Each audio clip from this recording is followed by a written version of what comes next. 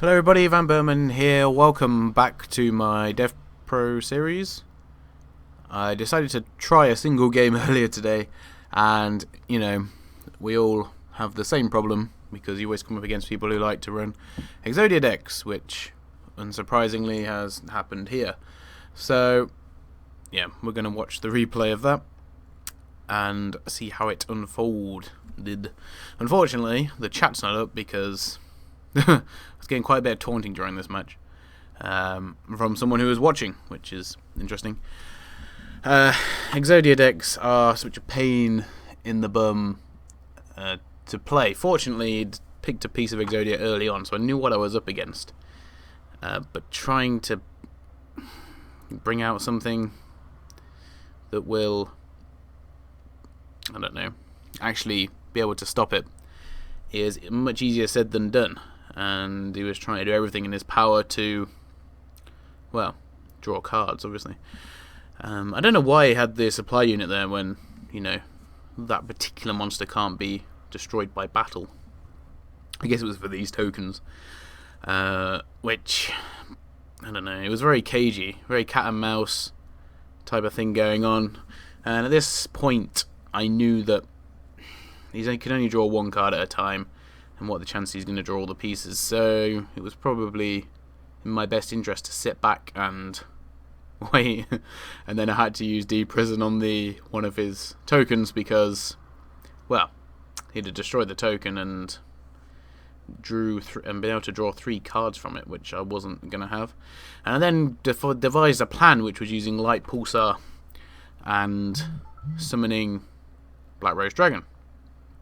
Now, for whatever reason, Light Pulsar's effect didn't activate in the grave, so that meant that it meant that for some reason I couldn't get an extra Blue Eyes out, which of course would have won me the duel right there. So it delayed it a bit, and of course given him time to set up the field once again. And he's using all the basic Exodia tactics, as you would expect. And now I'm pretty much top decking for my life and hoping that something will come up and, I'll actually be able to defeat him. So I did make a bit of a mistake, actually, earlier. I'm not sure why Magic Malleted all of his cards back in. But I guess it's just to get out the rest of the stuff. And, just blocking me at every single possible opportunity at this point. As you would expect from an Exodia deck, stop one and keep drawing for as long as you can. So not much happens now from this point on for a little bit. Purely because I'm waiting for the cards that I need. At this point I thought he had 4 pieces of Exodia rather than 2, because I'd have thought why would he Magic Mallet that back into his deck, but he did.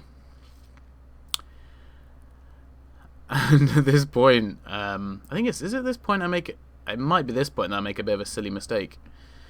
Because of course, I could have played Blue Eyes on the field now and then XYZ'd it, but it's just not the way I went, unfortunately. But, as I say, summoning that guy was how I managed to get around that cannot be destroyed by battle effect, which was quite nice, really.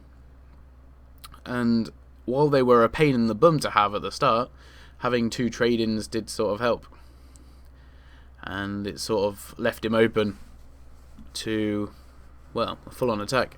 But I forgot to summon the Wind Dragon Ruler, whatever it is. And fortunately, he didn't draw anything in which he could win with Exodia. So, I won by the skin of my teeth. He had 3 cards left. 3 cards left, and you would have won. But as the thing about Exodia decks, you've got to hope that they mess up, because the deck is pretty much set out for them to block and to draw through the whole deck. But achieving those exact 5 cards in your hand is, it is difficult. So the guy played quite well, and he was a good sport throughout, even when he thought he'd won. Even when I thought I'd messed up and lost it, it was still a good game. I'm being rang now, so I better end the episode there. Thank you very much for watching, everybody, and I'll see you next time. Goodbye.